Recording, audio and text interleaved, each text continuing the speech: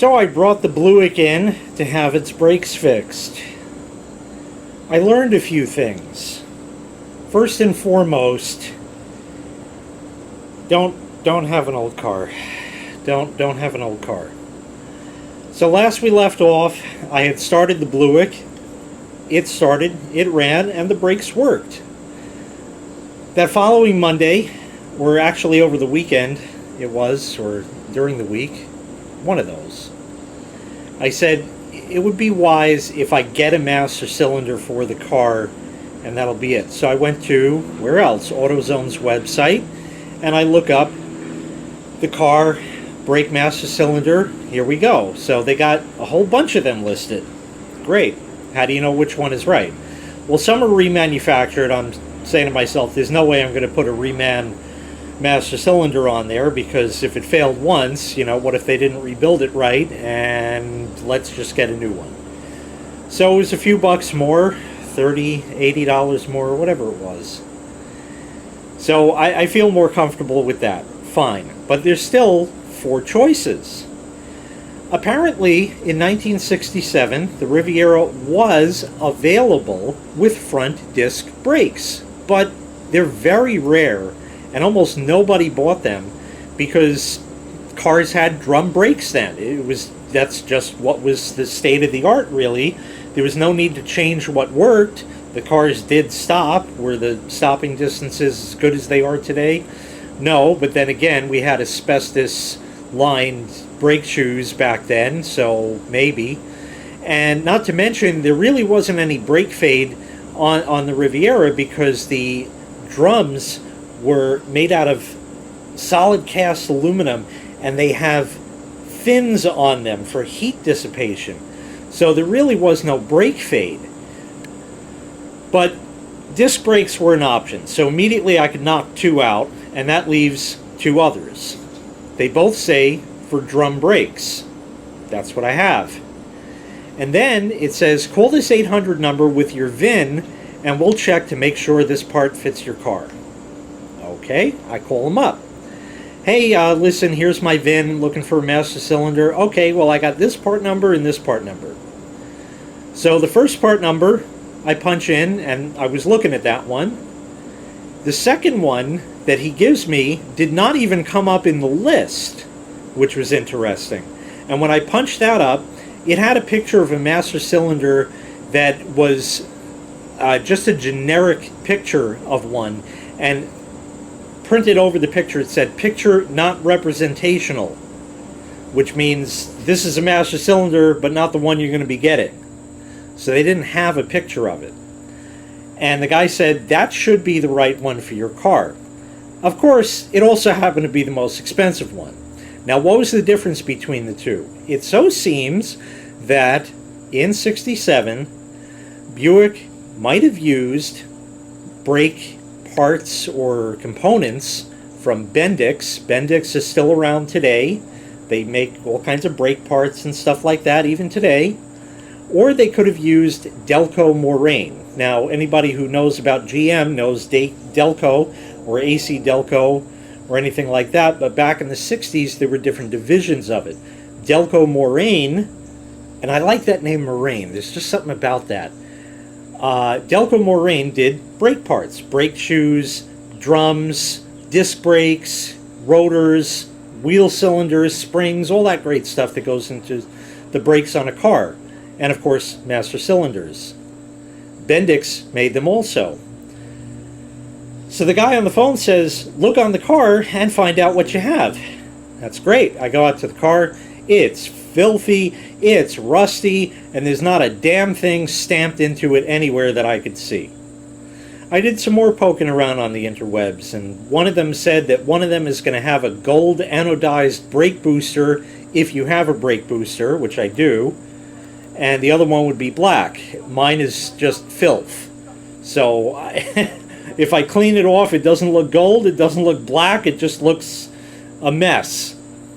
So that was of no help. Anyways, that Bendix one seemed to be the right one. It looked identical to what was on the car, and they had it at an AutoZone, about 12 miles away. So I took the trip out there, and I bought the master cylinder. I came back home, took it out of the box, and compared it to what was on the car, and indeed, it looked identical. The difference between the Delco Moraine and the Bendix has to do with the master cylinder itself, the piston in there. The depth, there's a hole, and then the brake pedal has a plunger that goes in there and pushes on that. That pushes the fluid out to the brakes and makes them work. Okay, so that's the simple explanation of it. But the distance from the front of that hole to where that starts is different between the two. Something like a 1/4 inch or something. Could you put a spacer in there if it's too long? Probably. If it's too short, then maybe the throw is going to be off and it's always going to be pressing on the brake. I don't know. But anyways, couldn't find out what it was. It looked right. And then I said, let me open the lid of the old one. And on the gasket, on the underside of the lid, it said Bendix. That's the one I bought, so hopefully that should be correct. So that's the end of the story? Of course not. Okay, Monday rolls around. Now I need to get the car there. Now the brakes are working, but I'm not taking a chance because at any moment they could stop working and I'd be dead and the car would be dead. Not good. So I need it towed. Okay, no problem. My insurance covers free towing. Great! No problem. I call them up, and LaQuisha answers the phone. Yeah. But it turns out, I guess it was Monday, and she had her coffee, and she was actually able to get this dispatched out and done properly. I said, hey, you got to do me a favor and make a note. What's that, sir? Make sure the tow truck driver brings wooden boards. Why is that, sir?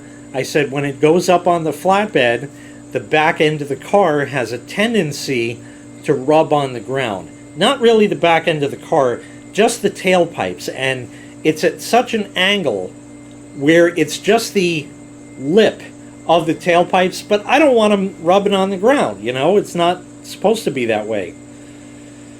The reason this happens is because the car is so long. So when you put it at such a steep angle like that, the back end, you know, wants to hit the ground. So anyways, she says, okay, the tow truck driver will be calling you soon. And sure enough, about 10-15 minutes later, the phone rings. And some guy, you know, hey, tow truck company, whatever, blah, blah, blah.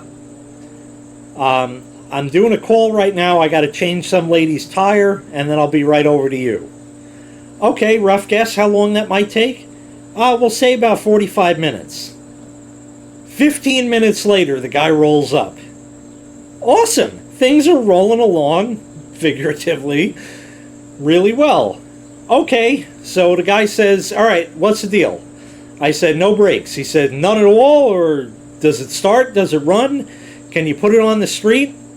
I said, yeah, here's the deal. They go in and out. It could work. It may not work. If they work today, I'll put it on the street for you. Okay. He says, let me turn the tow truck around. I'll get it in position. You pull up behind me and we're all good. Start up the Bluick. It started right up just like it did in the video that I had recently on it. And I pulled it out into the street. Left it running. The guy hooked up the thing. And his son hops out from the other front seat in the tow truck. The son is like, I didn't ask his age, but he's like 8 or 10 years old. Little guy. I guess I'm getting old. I don't know what the deal was. The kid was fucking adorable. He had little work gloves, and he was helping Daddy load the car on the tow truck, following in his footsteps. I said, this kid has ambition. This kid is going places in life. Unlike some other people we know of who shall remain nameless. Twerps. Yeah. Not mentioning any biblical names at all. Nope. None at all. But this kid had ambition. Anyways, everything's lined up. He says to his son, okay, let it out. And he lets out the winch cable. Son's on the little controls on the truck and shit. And he let out the winch cable. Daddy hooked it up to the car. Got everything lined up. Turned the wheel so the car is going to be straight. Okay, bring it up. Starts bringing the car up, bringing the car up, bringing the car up. About 2 feet to the rear wheels. Stop! Kid stops. Opens up a little compartment on the tow truck. Out come the wooden boards. He puts them down. Okay. Car goes up. Hops up on the boards. Not going to hit the ground. Gets up on the tow truck. Everything's all good. Loads it up. Starts strapping it down. The kid starts helping with the straps also. Daddy double checked everything to make sure. Made everything nice and tight. So everything was good. And he says, okay, where are we going? So I gave him the address of the place. And he says, how you getting there? I said, no, I'm driving separate. I had to bring the big 6 out there to this same area next town over, because that's where my dad is. And I had to bring the big 6 out there anyway, which I'll get back to in a moment. Okay. So he says, well, I can't take Parkway, so I'm going to be a while. I said, I'll wait for you. No problem. So I drive over down to Julio. I get there. And I had spoken to my dad about this beforehand, and my dad says, parking on that road, as you know, is a problem. This road is in the middle of Hempstead. Now, Hempstead is not a good area. A lot of dark blouses and others. Yep. Some of them wear like taco shirts, you know. Not a great area. And there I was, driving into Hempstead. And I get to Hempstead. It so turns out, by some stroke of luck, I was able to park halfway down the block. So I got to walk back. That's fine. It's a nice day. And I go and I park.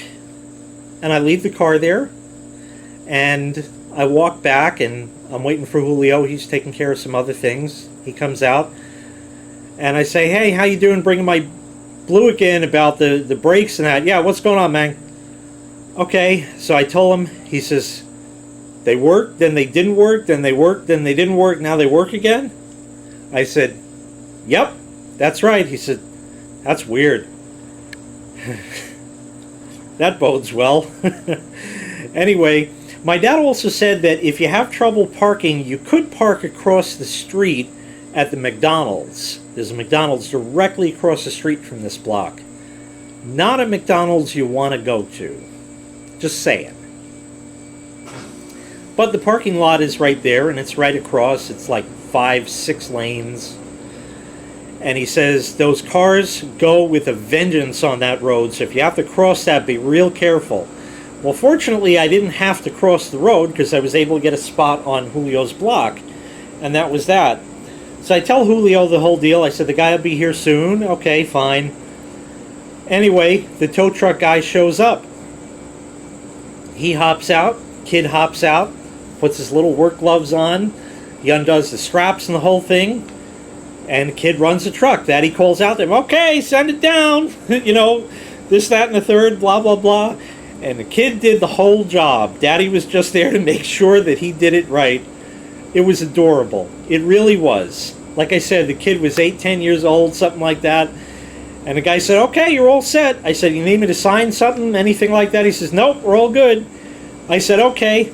So I had a $5 bill, and I take it out of my pocket, and I was going to hand it to the kid, but the guy saw me fish the bill out of my pocket. He says, give it to the little guy.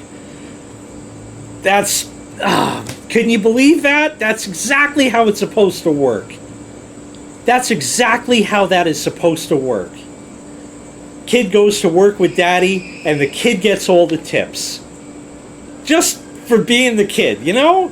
It gives him a sense of, I'm doing the right thing in life. And whether he becomes a tow truck driver or not in life, he's in the right direction.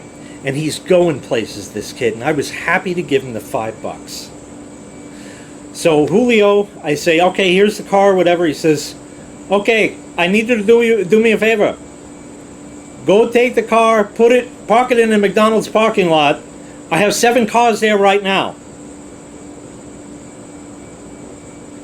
Okay. Yeah. This isn't good. The car is 17 foot long. Okay? The block is narrow. There are cars parked, lined wall to wall. Turning this thing around is a problem. And indeed, it took a few tries, but I was able to get it turned around, and thank fuck the brakes worked. And I headed down to the main road that I didn't want to cross, with brakes that may not work, to then go up a hill, which, if the brakes don't work, I could mash the gas and get up the hill if it doesn't stall. Shouldn't, but you never know. If it does give out, then I'd have to throw it in park and wreck the transmission. Somehow, God was watching at this moment, and he put up like 2 cops holding traffic.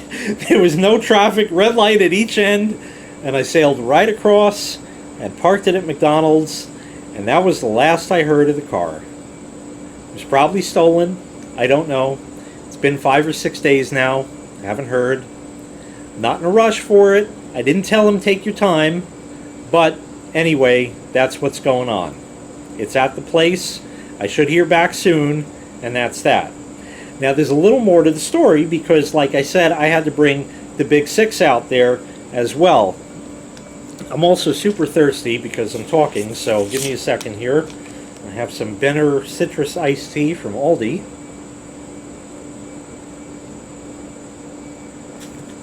Okay. That's good. So like I said, I was talking to my dad. Oh, and then, of course, the fun part is that now that I have the car parked at McDonald's, I now had to walk across this road. And indeed, the cars were coming fast, but I was able to get across safely, gave Julio the keys, and that was it. Now, I said to Dad that the Big 6 needs to be inspected. The Big 6 is about 13 months out of date because Calderona, there was an extension on it, and when the extension was, okay, you have to get your cars inspected now, I just never did and just took my chances, and that's not the way I normally operate, but because Calderona, I said, we can extend it until I'm ready. Now was the time, and I brought it in, and my dad said, why don't you go stop there on the way to me? And I was kind of like, that sort of defeats the purpose because he knows you. He may not recognize me. But anyway, it was on the way, and I said, you know what? Rather than fight with my dad on this, maybe the guy will recognize me. Maybe this is going to work out. Nope. No chance. I roll in. This guy's Raul. Okay? Hey, Raul, remember me? The Camry, I also had that Buick, the old Buick. Oh, yeah, how you doing? Yeah, listen, I just need an inspection on this. There's no check engine light, everything's perfect, everything's good. He says, I can't do it now, man. You gotta come back. Okay, when? He said, come back at 1 o'clock, right after lunch. I'll take you right in, we'll get you right out. Okay, fair enough. So it's about 11 a.m. So now, I get back in the Big 6, going to go to my dad, hang out for 2 hours, and just wait. At this station, they not only repair cars, but they also sell fuel. But for some reason, they had caution tape around the pumps. I don't know if the tanks need to be dug up, and they're going to be doing that soon, or they've stopped selling fuel altogether, and the pumps haven't been taken out. But now the guy has cars parked at the pump, so now he has like 4, 5, 6 more parking spots. And normally you can pull in one side of the place, go around the pumps, and go back out. But not today. You only have the one in, one out. I pull in, and I'm sitting there, and I'm waiting to back out of this, which is all right. Some lady in an Acura pulls in at an angle I can't back up and leaves her car there.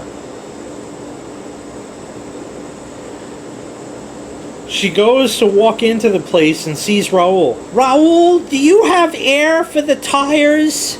She was all like gussied up. One of these prissy fucking ladies with an Acura.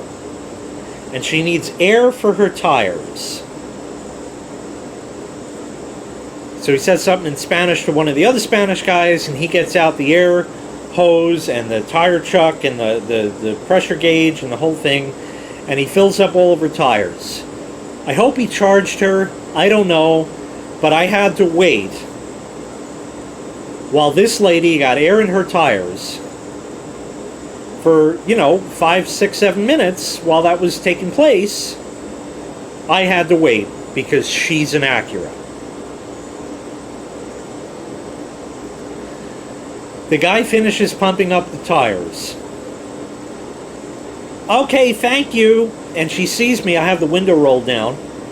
She sees me. She says, could you pull up a little? Because I have a big car. This is an Acura M35X. It's the same size as the Big 6.